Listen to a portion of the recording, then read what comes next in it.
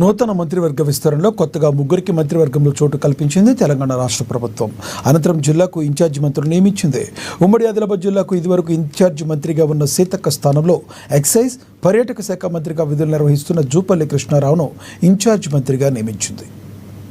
వనపర్తి జిల్లా కొల్లాపూర్కు చెందిన జూపల్లి కృష్ణారావు 3 దశాబ్దాలుగా రాజకీయ రంగంలో తమదైన ముద్ర వేశారు. 1955 ఆగస్టు 10న జన్మించిన కృష్ణారావు బ్యాంకు ఉద్యోగిగా తన కెరీర్ ప్రారంభించినప్పటికీ నిర్మాణ రంగం ద్వారా ప్రజలకు చేరువై వ్యాపారంలో స్థిరమైన గుర్తింపు తెచ్చుకున్నారు. 1999లో కాంగ్రెస్ పార్టీ తరపున తొలిసారిగా కొల్లాపూర్ నుంచి ఎమ్మెల్యేగా పోటీ చేసి విజయం సాధించారు.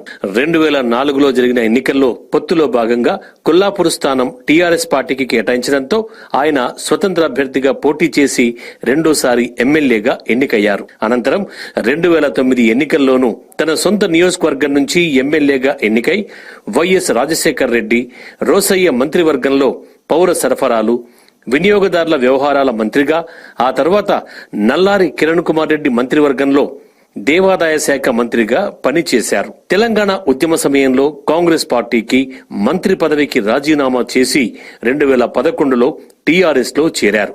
తరువాత 2012లో జరిగిన ఉప ఎన్నికల్లో, అనంతరం జరిగిన 2014 ఎన్నికల్లోనూ టీఆర్ఎస్ అభ్యర్థిగా పోటీ చేసి విజయం సాధించి కేసీఆర్ మంత్రివర్గంలో పంచాయతీరాజ్, గ్రామీణాభివృద్ధి శాఖ మంత్రిగా పనిచేశారు. 2018లో టీఆర్ఎస్ నుంచి పోటీ చేసి కాంగ్రెస్ అభ్యర్థి బీరం హర్షవర్ధన్ రెడ్డి చేతిలో ఓటమి చెందారు.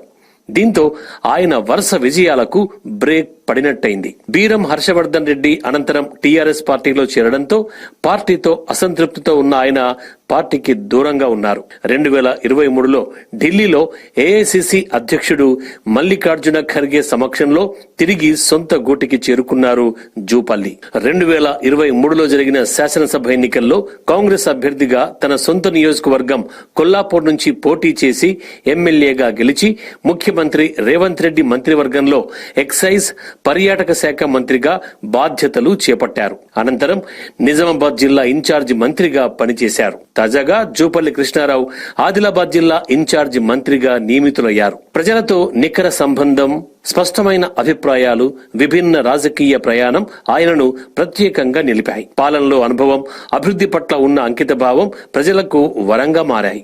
అందుకే అక్కడి కొల్లాపూర్ ప్రజలు ఆయనను 6 సార్లు గెలిపించారు. అటు ఉమ్మడి ఆదిలాబాద్ జిల్లా ఇన్ఛార్జి మంత్రిగా నియమితులైన తెలంగాణ రాష్ట్ర ఎక్సైజ్, పర్యాటక శాఖ మంత్రి జూపల్లి కృష్ణారావుకు Adilabad Congress party assembly in charge Kandi Srinivasa Reddy ఒక ప్రకటనలో శుభాకాంక్షలు తెలిపారు.